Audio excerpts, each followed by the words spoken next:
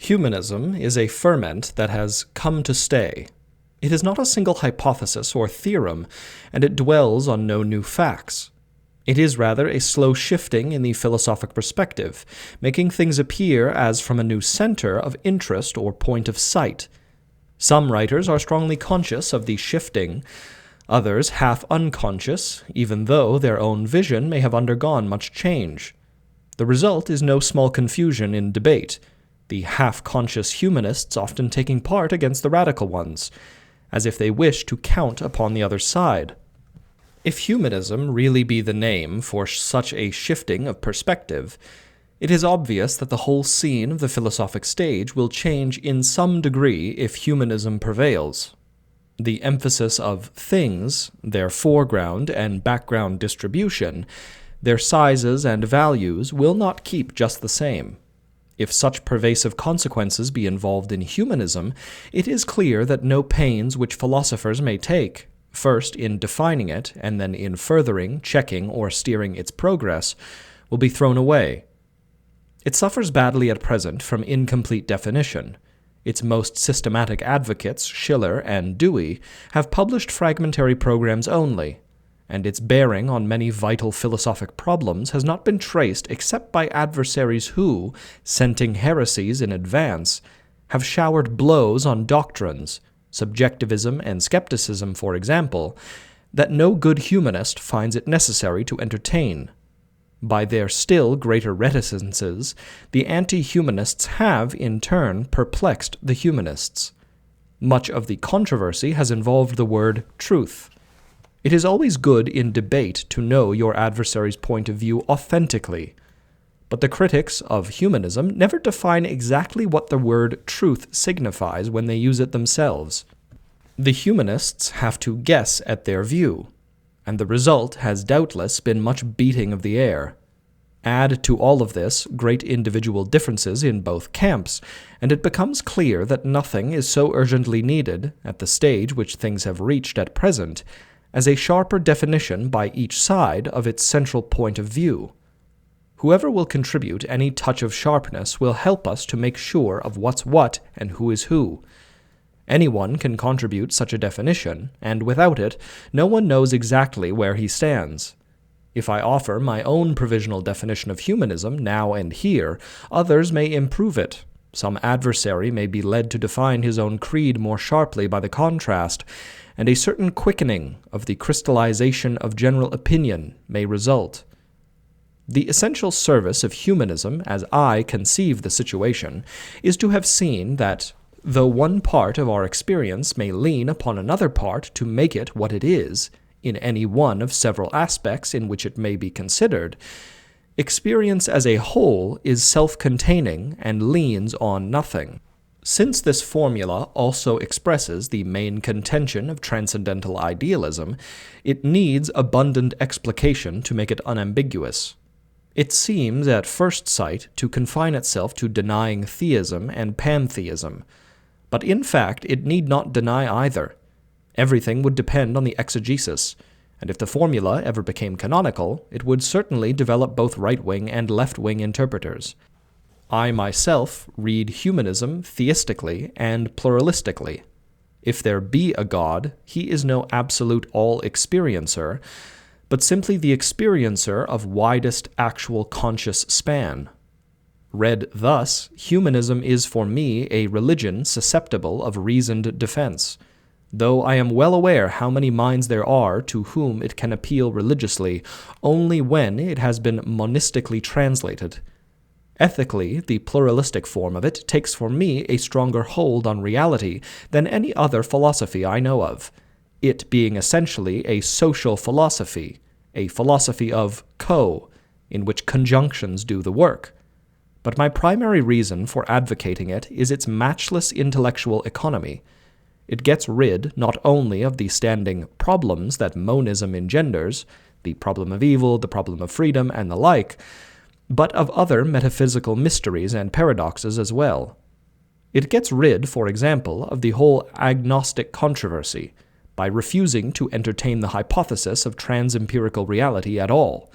It gets rid of any need for an absolute of the Bradleyan type, avowedly sterile for intellectual purposes, by insisting that the conjunctive relations found within experience are faultlessly real. It gets rid of the need of an absolute of the Roycian type, similarly sterile, by its pragmatic treatment of the problem of knowledge, a treatment of which I have already given a version in 2 very inadequate articles. As the views of knowledge, reality, and truth imputed to humanism have been those so far most fiercely attacked, it is in regard to these ideas that a sharpening of focus seems most urgently required.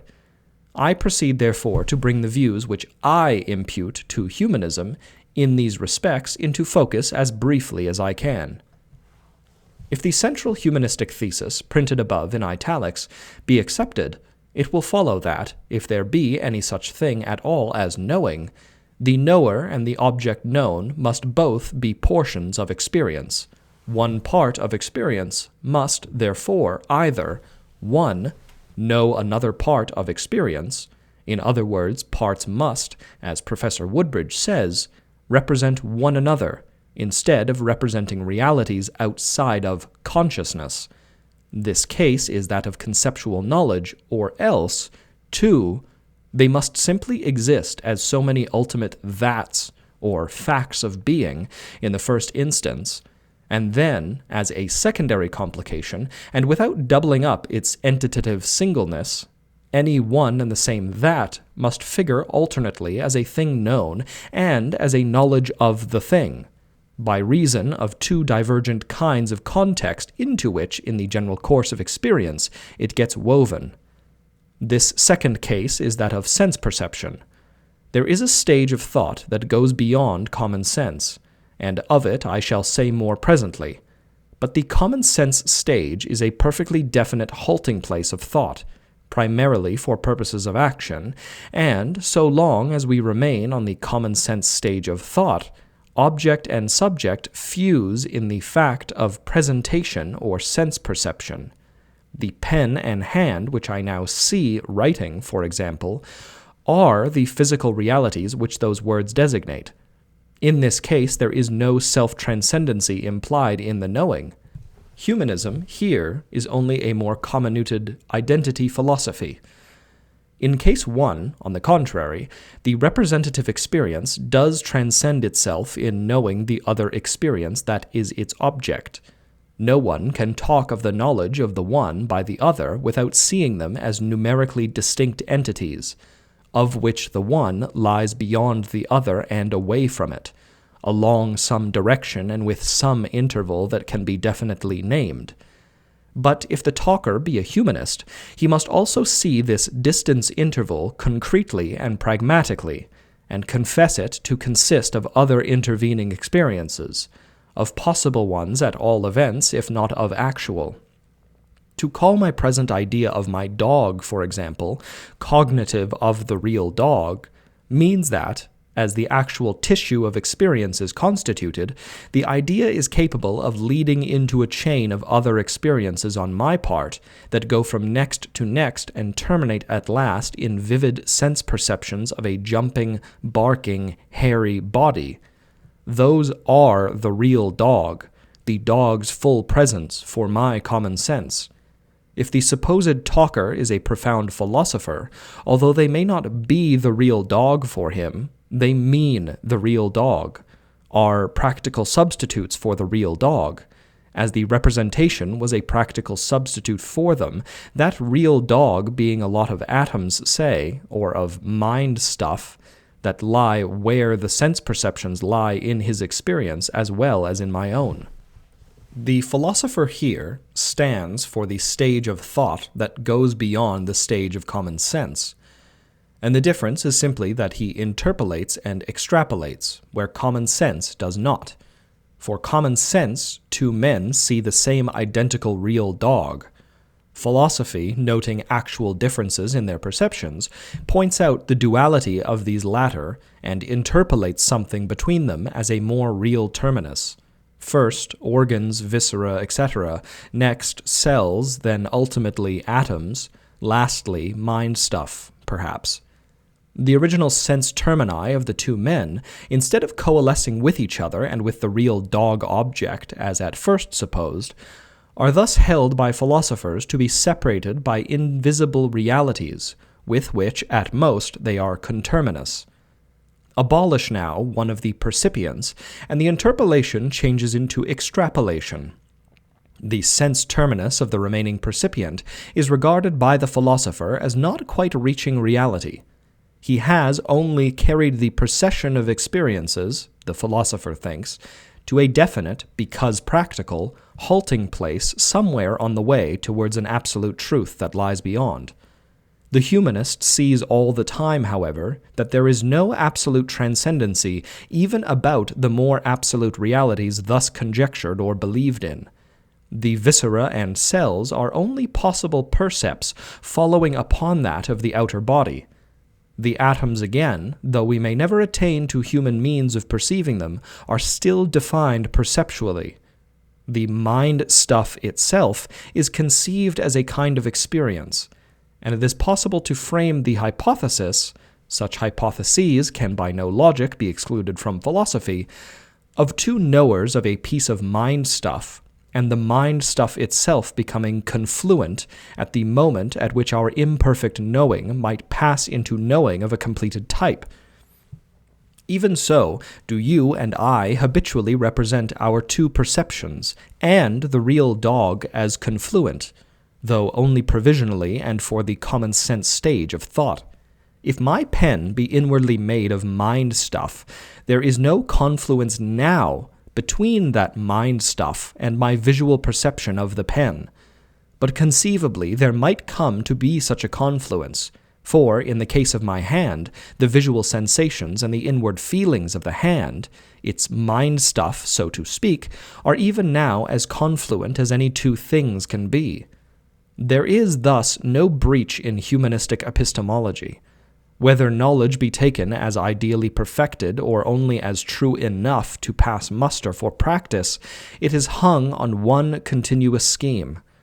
Reality, howsoever remote, is always defined as a terminus within the general possibilities of experience, and what knows it is defined as an experience that represents it, in the sense of being substitutable for it in our thinking, because it leads to the same associates, or in the sense of pointing to it, through a chain of other experiences that either intervene or may intervene. Absolute reality, here, bears the same relation to sensation as sensation bears to conception or imagination. Both are provisional or final termini, sensation being only the terminus at which the practical man habitually stops, while the philosopher projects a beyond in the shape of more absolute reality. These termini for the practical and the philosophical stages of thought respectively are self-supporting. They are not true of anything else. They simply are real. They lean on nothing, as my italicized formula said. Rather does the whole fabric of experience lean on them, just as the whole fabric of the solar system, including many relative positions, leans for its absolute position in space on any one of its constituent stars. Here, again, one gets a new identity philosophy in pluralistic form. If I have succeeded in making this at all clear, though I fear that brevity and abstractness between them may have made me fail, the reader will see that the truth of our mental operations must always be an intra-experiential affair. A conception is reckoned true by common sense when it can be made to lead to a sensation. The sensation, which for common sense is not so much true as real, is held to be provisionally true by the philosopher just insofar as it covers, abuts at, or occupies the place of, a still more absolutely real experience, in the possibility of which, to some remoter experient, the philosopher finds reason to believe. Meanwhile, what actually does count for true to any individual trower, whether he be philosopher or common man, is always a result of his apperceptions. If a novel experience, conceptual or sensible, contradict too emphatically our pre-existent system of beliefs, in 99 cases out of 100 it is treated as false. Only when the older and the newer experiences are congruous enough to mutually apperceive and modify each other does what we treat as an advance in truth result. Having written of this point in an article in reply to Mr. Joseph's criticism of my humanism, I will say no more about truth here, but refer the reader to that review. In no case, however, need truth consist in a relation between our experiences and something archetypal or trans-experiential. Should we ever reach absolutely terminal experiences in which we all agreed, which were superseded by no revised continuations, these would not be true, they would be real. They would simply be, and be indeed the angles, corners, and linchpins of all reality on which the truth of everything else would be stayed. Only such other things as led to these by satisfactory conjunctions would be true. Satisfactory connection of some sort with such termini is all that the word truth means. On the common sense stage of thought, sense perceptions serve as such termini. Our ideas and concepts and scientific theories pass for true only so far as they harmoniously lead back to the world of sense. I hope that many humanists will endorse this attempt of mine to trace the more essential features of that way of viewing things. I feel almost certain that Messrs. Dewey and Schiller will do so. If the attackers will also take some slight account of it, it may be that discussion will be a little less wide of the mark than it has hitherto been. I'd like to thank you all for tuning in to Kallipolis Radio. My name is Rylan, I am the narrator and owner/founder of the channel, and you were listening to The Essence of Humanism by William James, from a collection of his essays. I'd like to thank our channel members Joshua Anolik, Torrance, Catherine McMillan, Dink Smallwood, Ronnie Limestone, and Dapper Clown for supporting the channel. If you're interested in supporting the channel as well, you can find information linked in the description below, and of course, supporting the channel monetarily is by no means expected, but it is very kind. However, if you would like to support me in other ways, subscribing, commenting, liking, sending me a message on email, Instagram, Facebook, whatever have it, those are all fantastic ways you can support the channel as well if you enjoy the work that I do here. Please be sure to let me know what you thought of this video in the comments. Let me know if you have any suggestions for the next video or for a recording you'd like to hear. And as always, I hope you have a lovely day and a lovely evening, and thank you for tuning in to Kallipolis Radio.